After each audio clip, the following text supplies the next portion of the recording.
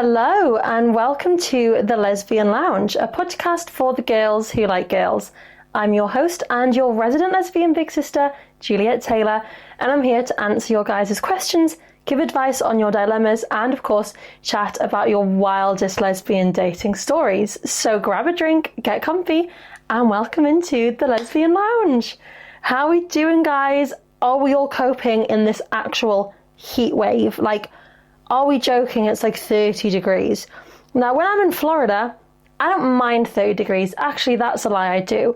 If I'm lying on a sunbed all day, I don't mind 30 degrees because you can jump in the pool, jump in the sea, chill in your bikini. Florida is horrible because you're walking around like a Disney or a Universal Park all day, getting seriously sweaty. Then you go inside and get the aircon, which is too cold. Then you come back outside and just get sweaty again. England, 30 degree heat. Disgusting, quite frankly. We're just not made for the weather, are we? I had my windows down earlier, but then I was on I don't know what the roads are called, the dual carriageway, where it blows at you. So I put my windows up and put the aircon on, and the aircon was just blowing hot air around, so I was really getting stressed and overwhelmed and hot and sweaty. I don't like being sweaty. And I think I've told you all before, my girlfriend Lucy is quite a sweaty sleeper.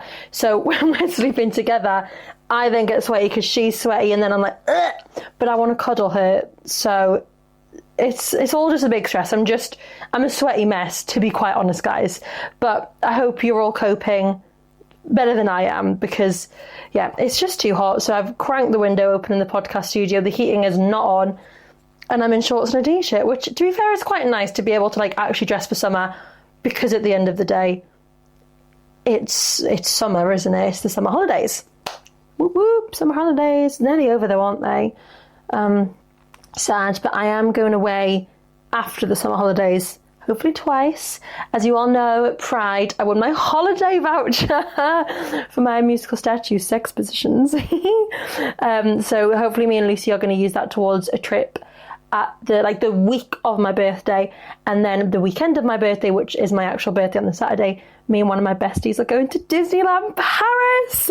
So we're really excited. A little business trip, because obviously we do the princess party, so we're just going to suss out the competition, get some inspiration. So we're very excited for our business trip. We booked it in the Raven the other day. Guys, I don't remember if I told you all this last week. Have I told you all that I'm now a bartender? Probably have. I literally pull pints at the Raven. I actually made a glass of wine the other night. So next thing you know, I'm going to be making all your cocktails. I think I did tell you guys that. Sorry, I've told you it twice now. I'm just reaffirming the fact that I am a bartender. So, come see me for sexy shaking cocktails. I probably wouldn't be allowed to do that. Lucy wouldn't let me. But Lucy can shake your cocktails, and I'll pour you a pint of beer. Your Guinness, your Road Crew, your Camden Hells, Juicy Apple. I'm going to try and name loads of beers now. In Bloom, but that's not there forever. Jakehead, that's not there forever. Because if you didn't know, at the Raven, they've got a line of beers at the back that are rotational. Listen to me talking pub, guys. So when it runs out, if it's been really popular, they'll get it back or they'll change it for something else. Vocation IPAs, session IPAs, pale ales. They've got it all, guys. So if you're a beer, ale, is there a difference between beer and ale? I don't know. If you're a lover of things like that, you will love the Raven, and the cocktails are unbelievable. Anything else to update you guys on? Guys, look what's here, actually. I think I'm probably going to keep it in the studio. This is my cup that Lucy painted for me. So I think I told you all, we went on our date day to Canny Crafty in Newcastle, and we painted each other cups, and she wrote "I love you" on the inside of it. So there's, on the little handle, there's a J and a L. There's stars, smiley faces, cherries, a heart, says sexy. There's a flower, there's an evil eye, because you guys know I love my evil eyes. There's, did I say cherries? There's another love heart. You see, drew my boobs, and she drew arrows pointing to them, and her exact words are, "Look at these boobs." So yeah, it's really cute. And obviously I did Lucy's, and mine was nowhere near as good as Lucy's is for me, because she's much more talented than I am. But yeah, I thought that could live here in the podcast studio, because obviously it's matching the theme. It's cherries, it's gay, it's boobs, so it matches the vibe. I love it. We went on a really cute date day yesterday. We did an escape room, and honestly, we did better than I expected. Did we get out of the room? No. Does that mean theoretically, according to the escape room we did, we're now trapped in like 1969 in an arcade? Yes, but it's okay. I've only done one escape room before, and it was like, literally, you went to like so many different rooms, whereas this one, you walked in, the room was tiny, and it was like, God, is this it? Like, is this the whole room? We thought so, until we got to one clue, and then this thing just went boom and opened up. So then you went into another room, but then we had to keep coming through to the other room to see the clues on the screen because we needed the clues. And then at one point there was like something on the board, and Lucy was like, I've got this. And so I was in the other room like telling her where to put things, and she was like doing it, and I'd explained a screwdriver wrong. So I went back in and I was like, oh, there's fluff in my mouth, and I was like, no, this one needs to go here.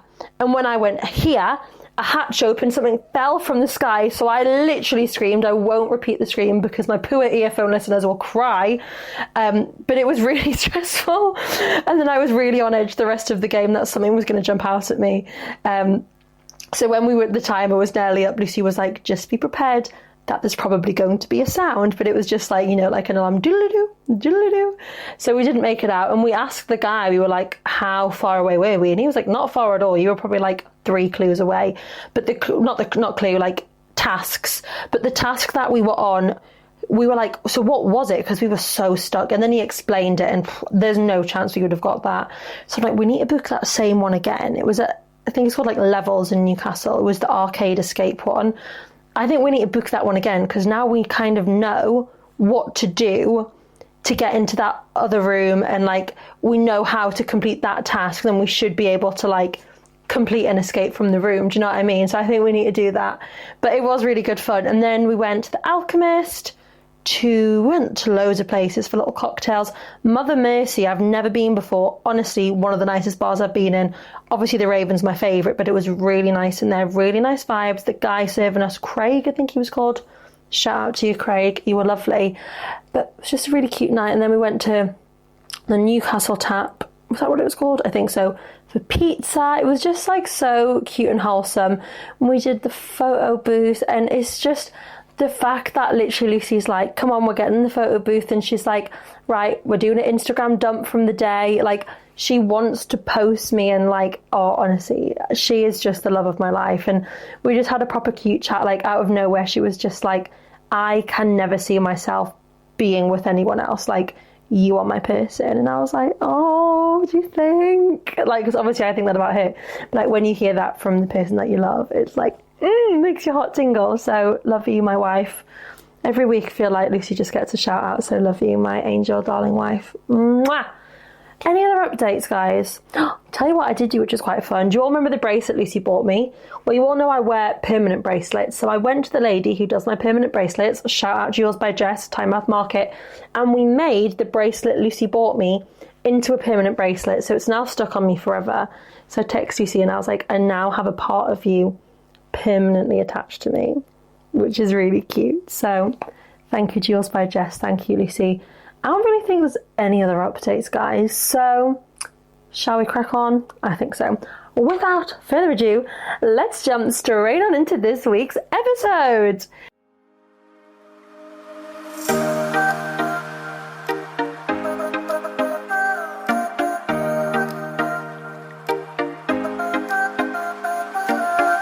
So this week's question of the week is, what is a lesbian stereotype that you fully lean into with no shame?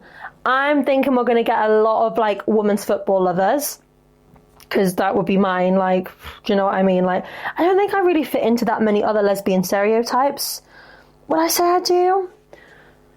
I guess, like, I don't know, like being a femme who dates a really masked lesbian.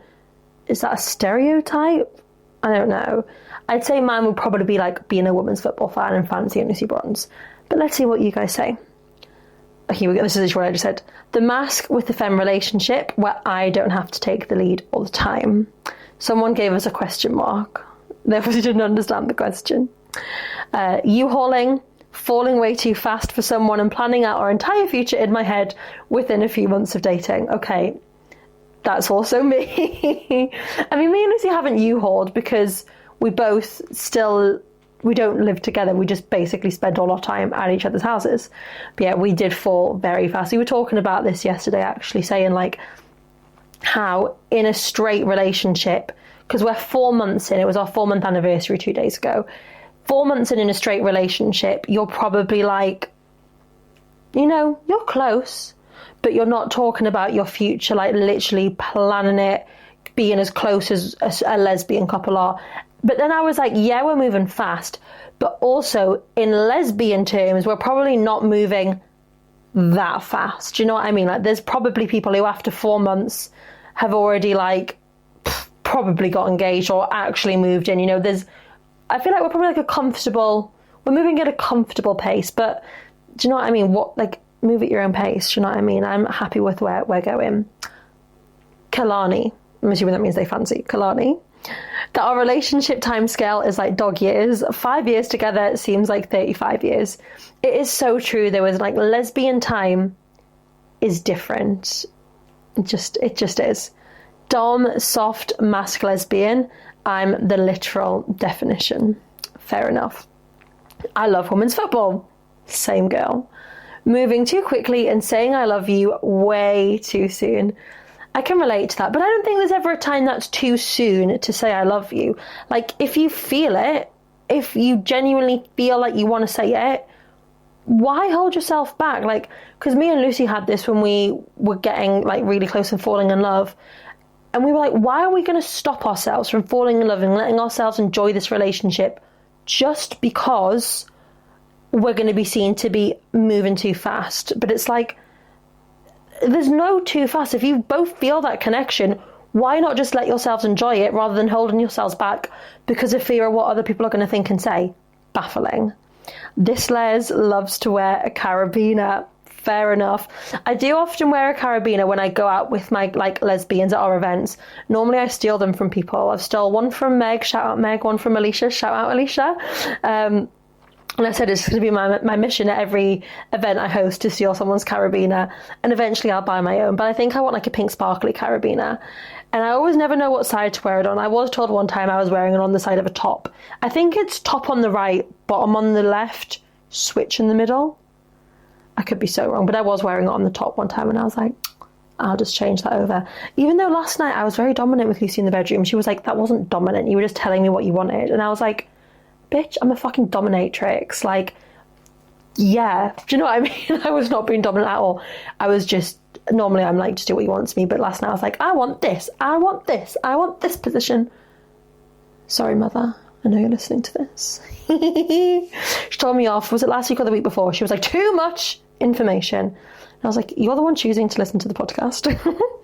Day-long dates. Days-long dates. Yeah, mine and Lucy's second date lasted like 2 days. LOL.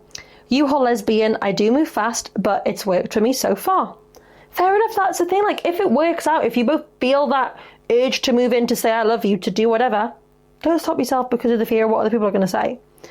I'm such a commitment gay. Like, once I start talking to someone and I'm interested, I'm fully locked in and lose interest in anyone else. Again, I relate to that. I actually was surprised when me and Lucy started talking. She was the one who deleted the dating apps first, because I think she was talking to other people, started talking to me, and literally ghosted them all instantly. Whereas I was still planning dates with other people, because I've told you all, I was planning on slag summer, wasn't I? Like, I literally had dates planned. And then Lucy was just happened to be the first date, because it literally was like the day of. I was like, right, let's go. And she was like, okay. Then we fell in love. Yeah, she was the one who was like, right, I've deleted it. And I was like, okay, me too. Like, it's gone. I'm there. Like, we're locked in for each other. And that was it. Like, after our first date, I didn't speak to any of the girls, and Lucy didn't either. But she'd stopped speaking to other girls when we were just talking, whereas I was still chatting to other girls. But there's nothing wrong with that. You know what I mean? I was playing the field, keeping my options open. And then as soon as I had that first date with Lucy, because I think I've told you all, haven't I? Like, her pictures were very femme. Like, a lot of her pictures were old as well. Like, they were literally from when she had a boyfriend and she was a little closeted lesbian. I still don't know how boys dated her. That sounds horrible. Not in a bad way, just because she looked so fucking gay. I don't know how boys were dating this girl thinking, oh my god, yeah, she's so straight. Like, she looked like such a little dyke. So I don't get it, but a lot of the photos from when she was trying to be straight. So she just like, she looked so awkward and uncomfortable, bless her. And she was dressing more femme, even though she's very much a mask. So I was like, not fully obsessed by the photos, because you all know my type is like a proper mask lesbian, like hair in a bun, dresses like a boy, giving that vibe. And she wasn't giving that vibe. But then on the date, I was like, fuck, she's giving that vibe. And then I fell in love instantly. So yeah, this lesbian loves astrology and crystals. Yeah, that's a very lesbian stereotype, isn't it? Like quite witchy and stuff. You would love the Raven then, because it's all like tarot cardy. It's beautiful. I'm a U-Haul lesbian. I don't know. I need constant physical contact wherever we go. That's me in the relationship. I'm like, I need to always have a hand on Lucy. I need to be like touching her. Whereas, because she's spent so long like in the closet and like hiding herself, she's still sort of becoming comfortable with her sexuality. So she's normally not the one touching me. But recently, guys, she's been getting confident. Like yesterday, we had a full-on snog in the metro station. And I was like, what's got into you? And she was like, I just don't care what people think anymore. And I was like, I'm so glad, like, because she deserves just to feel confident in herself and put her fucking tongue down my throat in public without fear of judgment from other people. So I'm proud of her. But yeah, I'm a physical contact girl. I love women's football. I really love Newcastle United. So the sporty cliche got me eventually. Let's do 2 more.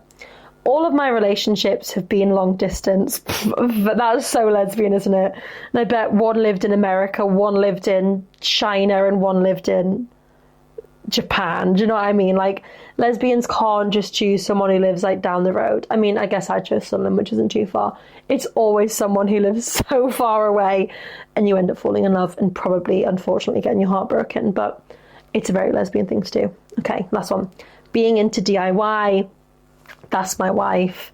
She will fix things. She will make things. She's so handsy. I've told you all that before. She's very good with the hands. Yes, in both ways. But yeah, she's like a hands-on mask, whereas I'm like, I'll pay someone to do it. I'm not doing it myself. Anyway, that wraps up our question of the week. Shall we jump straight into some dilemmas? Let's go. My best friend is a TikTok lesbian, but met a trans guy who is the brother of her football teammate. Okay, she met a trans guy who's the brother of her football teammate. Understood. And now they're totally smitten with each other, and he is trying to get my best mate to go out with him.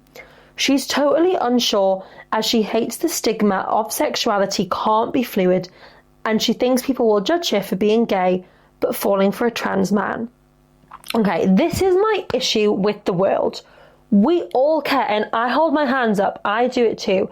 We all care too much what other people think. We stop ourselves living our lives unapologetically and authentically to how we want to because we worry what other people will think. Like the other day, I went into the club. I'm wearing some cute little sandals today, and I was wearing those sandals and I had my socks pulled like all the way up because I was actually coming to film the podcast, but then I realised I forgot my microphone.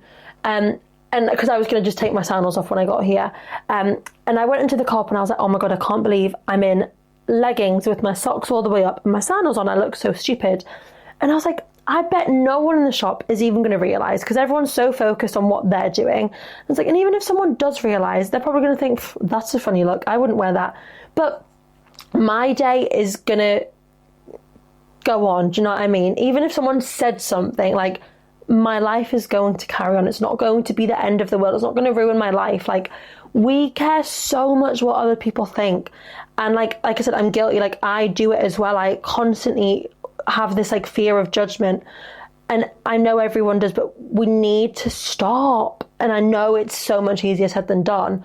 But why do we care what people are going to say if they're like, oh my God, I thought she was gay and now she's dating a man? Like, who gives a crap? At the end of the day, like, she's happy. If she's happy dating a man, a woman, someone who's non-binary, a trans person, like, who gives a crap? As long as you're happy at the end of the day, that's all that you should care about. And really, that's all that other people should care about. And that's saying, like, fuck labels. If you don't want to label yourself as a lesbian, label yourself as gay, as queer, as whatever you want. You do you. Do things to make you happy. Don't give a crap what other people think. Shout out to your friends. I think they're great. Love you. Hope the relationship goes well. Okay, moving on. My girlfriend and I aren't intimate very often. We both have had very hard lives and have our own challenges, but for me, it's my mental health. I feel like it's not normal, but I know for a fact we are both only for each other. Sometimes I feel like that's super wrong. Sometimes I want more, and I'm sure sometimes so does she. We do talk about it in a non-pressuring way from time to time, but we're both content with each other. How do I spice it up? Or am I delusional and she doesn't like me? LMAO. Okay, so what you're saying is you don't have sex very often. You know you're both only for each other, but sometimes you want more. Does that mean you want someone else? Because that could be a way to bring some intimacy in, like bring in another lady. Do you know what I mean? And see if that spices things up. Or like buy some toys, like have a little shop together. You know, there's so many different ways to spice up the bedroom, but if you're saying you're not doing it very often, like, why is that? Like, are you too tired at the end of the night? Is it like you're just not wanting to be intimate? Because if that's the case, then maybe you aren't as compatible with each other as you thought you were. You know, maybe you're sort of trying to convince yourself we're compatible, we're meant to be, we're meant to be. But if you're putting off sex and you're like not wanting it, you know, every night you're like, oh, I'm just too tired, I can't be asked, I'm not in the mood. Like, is it an issue with the relationship and maybe you're not as compatible sexually as you thought you were? Maybe everything else is great, but if the sexual chemistry isn't there, is that a deal breaker for you? Like, some people can happily live their lives with little to no sex but still have a great relationship with their partner. Other people, they need like the validation that comes from sex, you know, because it's the most intimate thing you can do with someone else. It's like very validating of love and everything like that. So I guess you need to assess how important is sex for you in a relationship. But if that's not the case at all, and it's just the fact that like you just aren't having sex, there's nothing more to it than the fact you're just not doing it, spice things up. Buy yourself a sexy little outfit. Like, you know, don't even mention it to her. Like, literally have your dressing gown on, have your sexy outfit underneath. She comes in from work, open the dressing gown. Like, there's no way she'll be resisting that. Do you know what I mean? And then if she is resisting that, then we know there's maybe a bit more of an issue. But I would have a little sexy outfit on and just whip it out. Like, buy some toys, do some shopping together, like talk about what you're both into. Like, do you need to try different things? Like, do you use a strap? Do you use a vibrator? Like, do some shopping, find some exciting things to spice things up. Maybe you want things really spicy. Like, I don't know, take the BDSM quiz and like compare your results. I've told you all, haven't I? Me and Lucy did that, and mine was like submissive and hers was dominant. So I was like, we're a match made in heaven. Even though now I've decided I'm the dominant one in the relationship because I was bossing Lucy around last night. So you're going to see my carabiner switch from the bottom to the top. Just saying. But yeah, spice things up, get some toys, get in another lady, or actually think, are we together the issue? Is that why we're not having sex? But hopefully it's not that. But good luck. Keep us updated. Let us know if the sex comes back. I'm moving on. Hi, I love the pod. Thank you. I love you. You're my favourite.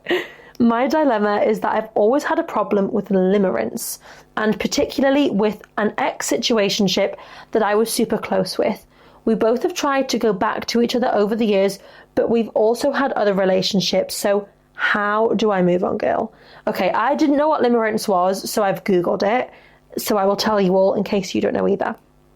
Limerence is a state of mind characterized by intense, obsessive infatuation with another person, often driven by the desire for that person to reciprocate their feelings. It's a form of intense involuntary attachment where the individual is preoccupied with thoughts and fantasies about the other person, even if those feelings aren't reciprocated. So what you're saying is you are still obsessed with your ex, and did you say she has those feelings too? You both tried to go back, so chances are you're both still just not fully over each other. So you keep trying to go back, but like, you're getting with other people at the same time, but like the thought of her is always in your mind. I think a lot of people probably struggle with this, especially, I mean, I'm surprised we didn't have that on the lesbian stereotypes. Like, everyone, well, not everyone, but like, you know, in lesbian stereotype world, you're friends with your ex, your friends dating your ex, you know your ex, everyone's exes, and all lesbians are like connected some way. Do you know what I mean? I know not everyone's that way, but like, you get the gist, don't you? So it's hard because you're obviously maybe still like living close to each other, maybe you have like a similar friendship circle, but no matter who you're getting with, you're always going back to each other. What I want to know is why, when you're trying to go back to each other, it's not working out. Like, clearly there's something lacking, there's something missing. Are you communicating that to each other? Do you actually want to get back with her? Or is it just like, do you, because you both obviously have these feelings of like, yeah, I still fancy, she's still fit, I'd still have sex with her. Is it just knowing that there's an easy option out there for you with her? Do you know what I mean? Is it just, oh, well, I know I can always get back with Sophie, so it's like, it's chill, I can get with other girls. If it doesn't work out, I'll ring Sophie, she'll be at my house in 10 minutes time. Do you know what I mean? Yeah, the limerence, okay. So it's like an obsessive infatuation, even if so you want that person to reciprocate the feelings that you have. So maybe you're slightly more invested in the ex than she's invested in you. So as hard as it is, maybe it's time. If you're convinced that this relationship can never work, like obviously if you think it could happen, keep trying, do you know what I mean? But if you're like, no, I'm more into it than her, she's getting with other girls, whatever, maybe it's time for a block. Maybe it's time we block and we move on, and we let her do her thing, but we don't need to see it. We just block, we don't ever speak again, we don't have any contact again. You go and sleep with another girl. The best way to get over someone's to get under someone. Hee hee. Do you know what I mean? And that probably literally is the case, because, sorry, I'm cracking my fingers. I know everyone hates when I do that, especially Lucy. She actually gets really quite sassy about it. Sometimes a girl's just got to crack. Yeah, maybe. And you weren't even dating. They were a situationship. So yeah, I think it's time for a block. It's time to move on. Either give it one last chance or block and never think or speak to them again. I think they're your options. Good luck. Again, keep us updated. Moving on. Little background story. So, I experimented with my girlfriends from a very young age. It felt like an instinct to me, so I feel I knew I was gay a lot younger than other people. Fair enough, do you know what I mean? Like, you knew you were gay, you knew you liked girls, so you were like, okay, I'm gonna mess around with some ladies. So fair enough.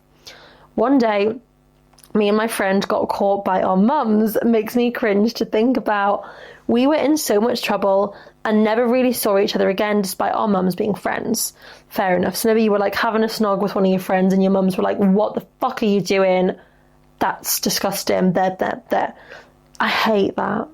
I'm sorry you went through that, because I don't understand why people have such an issue with girls kissing girls. Really riles me up. Anyway, you were young, you were like, okay, whatever, mum knows best, I'll not see this friend again.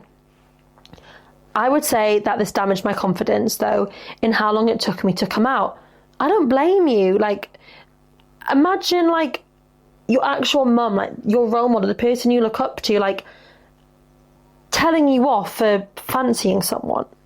Baffling. So I can imagine it would have, taken a lot for you to then come out to your family and be like, well, actually, I am gay, and the girls I wanted to kiss, and I've wanted to kiss girls, and I kissed that girl and you told me off, then I went and slept with all these boys to prove how straight I was to you. Like, it's hard. It's a really hard thing to go through.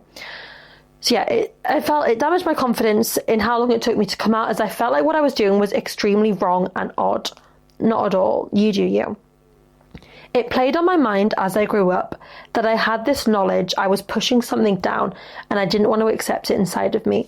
I had so much anxiety about it, laying awake and almost panicking about it, so much so that I started telling myself, this isn't a choice I've made, it's a part of me. I was 18 when I finally accepted I'm a lesbian, and I haven't looked back. Proud of you. Long story, short, long story long, lol. Girls, if there's anyone out there in the closet, give yourself grace. It starts with accepting yourself first. So true. Thank you for that. I think that's an important story to tell on this podcast, because I think there's probably so many other people out there who've been through a similar experience, you know, being caught kissing a girl, like, at a house party one night. People have seen it, and, like, you know, whether it's family telling you that it's unacceptable, or friends, like, making fun of you, whatever it is, you know, and then you're like, okay, now I need to prove to everyone how straight I am. I'm not going to talk to girls, I'm not going to kiss girls, I'm going to go and sleep with all the boys, even though it's the most disgusting thing in the world, but I'm going to do it to prove to other people. Again, it's this, like, pleasing other people before yourself mentality. Like, it actually really frustrates me that people have to go through this, but I'm so proud of you for, you know, overcoming it, because so many people probably don't.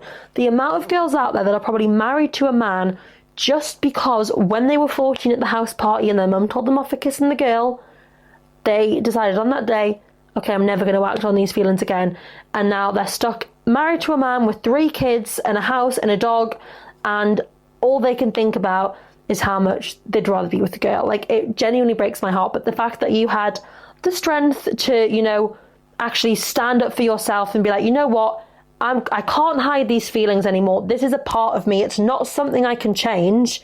I am a lesbian. I'm going to do lesbian things and go and lick a vagina. I'm proud of you for that. But yeah, it's so true. Like, once you can, pardon me, have that acceptance and love within yourself, then you're flying, aren't you, really? Like, if you can accept yourself. If you can't love yourself, how in the hell are you going to love somebody else? Can I get an amen up in here? Amen. RuPaul's Drag Race. Yeah, really proud of you for accepting yourself. And I think to anyone listening out there who's maybe not accepting themselves, maybe being in a similar situation, or maybe they haven't, they're just not feeling comfortable enough to come out as gay because they're worried something like that's going to happen. Fuck those feelings. Live your life for you.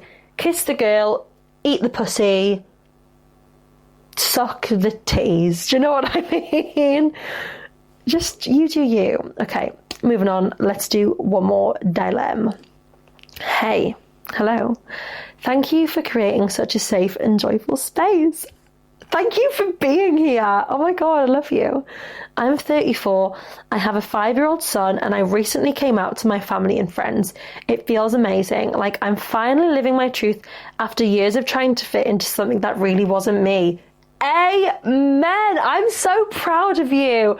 Oh my God, guys, like, I'm actually so proud of you all. Like, living life for yourselves and owning the fact that we're carpet munchers and being fucking gay as fuck. I love it.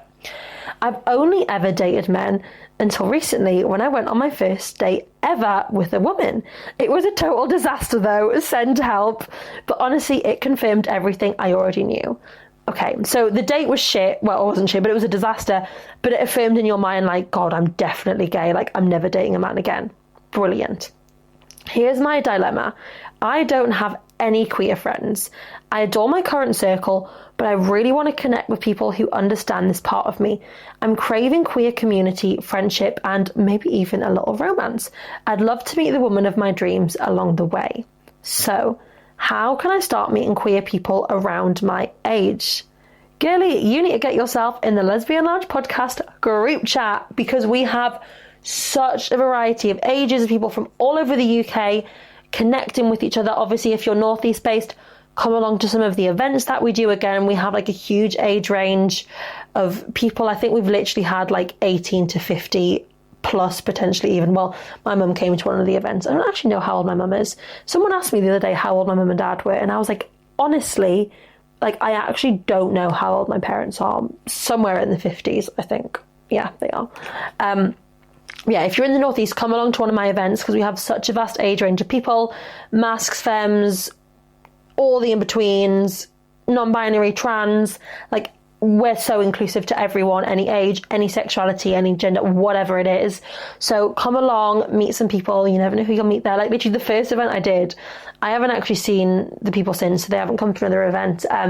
But there was people like literally necking on, exchanging numbers, planning dates. I was like, I'd love to know if they're still together. Like, imagine if because of my events someone met someone and they got married.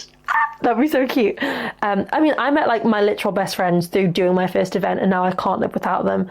Shout out Chloe and Kareen, Tanya and Alicia. Love you all. And Sophie. Sophie didn't come to the first event, but still love Sophie. Yeah, so honestly, those, like, I'm not just bragging about my events. Like, wherever you live in the country, like there's Manchester, there's London, like, there is events dotted about all over the place. Like, they can be life-changing. Like, if I didn't host my first event, if I didn't meet Chloe and Kareen, I wouldn't have left my relationship, because I'd never opened up about how I was feeling until I met these girls, and they gave me the validation that I needed and said, you don't need a reason to leave. Like, the way you're feeling, so I've got really itchy nose, like, is enough reason to leave the relationship. And now, literally, I couldn't live life without them. They're all coming to the Raven on my birthday for drinks. Like, I wouldn't be where I am without going to my event, hosting it, and meeting them. So try and get yourself out there. Try and find some events, because there are plenty out there. Or get yourself in an online community. If you're not in the position to be going out physically, get yourself in the group chat. Like, introduce yourself, because there is so many people in there from all different walks of life. Even just to like get chatting to people, even if it's not going to be a romantic thing, just so you can like make some pals and have a good chit chat. You asked a few questions, so the next one. Is there a stigma in the community around coming out later in life? Not at all. Like, everyone's life moves at their own pace. Like, obviously, I mean, I hate the fact of knowing that Lucy's been with boys before me. I'm like, ew. But I mean, I've been with boys before her. But there is always that, because she'd been with a boy a lot more recently than I had, and a few more boys than me. No offense, babe, I'm not calling you a slag, don't worry. But like, there is that, like, always that feeling of like, does she want to go back to that? But like, you know full well, like, no one's leaving you for a man. Like, men are ugly and their willies probably smelling or disgusting, but there's no stigma around it at all. Like, you move at your own pace, you come out when you're ready, and the right person for you will never judge you because of your past. Like, your past is your past. It's in the past for a reason. You've come out of the other side of that. You're a new person. Like, you've literally been rebirthed as a lesbian. So I wouldn't worry about people judging you or having this stigma around you at all. And your final question, any tips for preparing for your first time with a woman? Asking for a very nervous but very excited friend. Okay, it's me. I'm the friend. You're going to have the time of your life. Like, your world is about to get rocked. I would say, especially because you're a little bit older. How old are you? 34? You're not old, but you know what I mean. You're older than me. Chances are you're going to be getting with someone who's probably also like 30s, 40s. I don't know, you might want someone in their 20s. You get with whoever you want, as long as they're over the age of 18. There's no judgment here. Yeah, chances are they're probably going to have been experienced, especially maybe you're a femme and you're getting with the mask. Like, chances are the masks are experienced in the bedroom. So hopefully you'll get with someone who's got the experience, who'll take the lead, so you can just sort of like follow the lead. But I think the most important thing in any relationship is having communication in the bedroom. Like, Lucy and I were talking about this last night. We were like, we have such banging communication in the bedroom. Like, we can have a chat whilst we're having sex. We can be like, can we try this instead? That doesn't feel good. What about this? Like, you just have to be able to work through it and be willing to like take corrections and feedback. And then, like, you know, so if someone's like, well, that doesn't feel good, they're not being nasty to you, they're just trying to have the best experience. So just be open to communicating. But I reckon whoever you're getting with has probably got experience, and if they haven't, like, enjoy that time to like figure it out together. Like, be up for having a laugh and a giggle and things not working and being like, oh my god, how the fuck do you scissor a woman? Like, just figure it out and enjoy it and have a bit of fun with it. And just have an open mind. Like, the worst thing you can do during sex, and I do it all the time, is like get in your own head, because then you're not enjoying the sex, because you're just in your head and you're like, ew, I'm disgusting, I'm ugly, this is shit. Like, I get in my head all the time. My nose is so itchy. I just convince myself that I'm like shit at sex and I'm ugly and I'm disgusting, and it's horrible, and it makes the sex so unenjoyable. So you need to just not get in your head and just believe that like your partner's having a good time, you're having a good time, we're all having a good time, and communication is key. Good luck. I want updates, please. You finished it off, so let's see what you said. Thanks again for all you do. Your podcast has made me feel less alone during such a big shift in my life. So thank you. Thank you. Like, honestly, the fact that this podcast, like, is out there helping you guys feel more confident. I was saying comfortable and confident at the same time. Feeling more comfortable and confident within yourselves. Like, that's all I ever wanted to do. Like, growing up, I didn't have queer role models. So the fact that now I'm able to, like, have this space and give this space to you guys, give you a safe space and a little bubble of lesbianism, it just makes me so happy. I realise I've sat and swished my ponytail all episode, so soz about that, but I'm just enjoying swishing my ponytail around.